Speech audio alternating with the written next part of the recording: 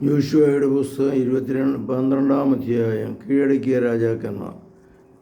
ജോർദാന് കിഴക്ക് ആർണോൻ താഴ്വര മുതൽ ഹോർമോൺ വരെയും കിഴക്ക് അരാബ മുഴുവനും ഇസ്രായേൽ ജനം ആക്രമിച്ച് കീഴ്പ്പെടുത്തി. അവരുടേതായി അവർ തോൽപ്പിച്ച രാജാക്കന്മാർ ഇവരാണ്: ഹാഷോബോണിൽ വസിച്ചിരുന്ന അമോര്യ രാജാവായ സീറോൺ.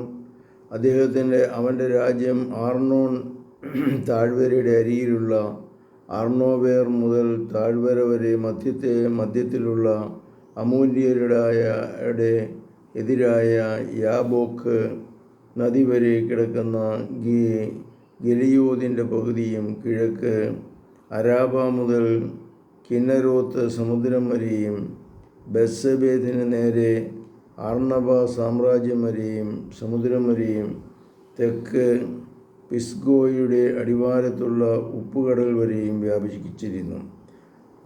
ആഷ്നോവാരിലും എദ്രയിലും താമസിച്ചിരുന്ന റഫായിം കുലത്തിൽ അവശേഷിച്ചിരുന്ന ബാഷാൻ രാജാവായ ഓഗിനെയും അവർ പരാജയപ്പെടുത്തി.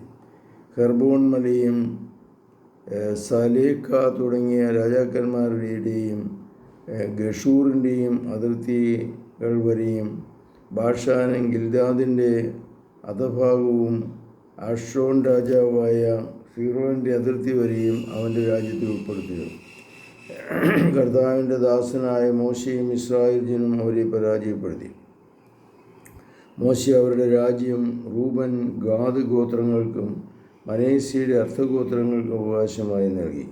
ജോർദാന് പടിഞ്ഞാറ് ലെബനോൻ താഴ്വരയുള്ള സൽഗാദ് മുതൽ സെയീം വരെയുള്ള കയറ്റത്തിലെ ഹലാക്ക് മല വരെ സ്ഥലത്ത് വെച്ച് ജോഷുവയും ഇസ്രായേൽ ജനവും പരാജയപ്പെടുത്തിയ രാജാക്കന്മാർ ഇവരാണ്. യോശുവ അവരുടെ നാട് ഇസ്രായേൽ ഗോത്രങ്ങൾക്ക് ഓഹരി പ്രകാരം നൽകി.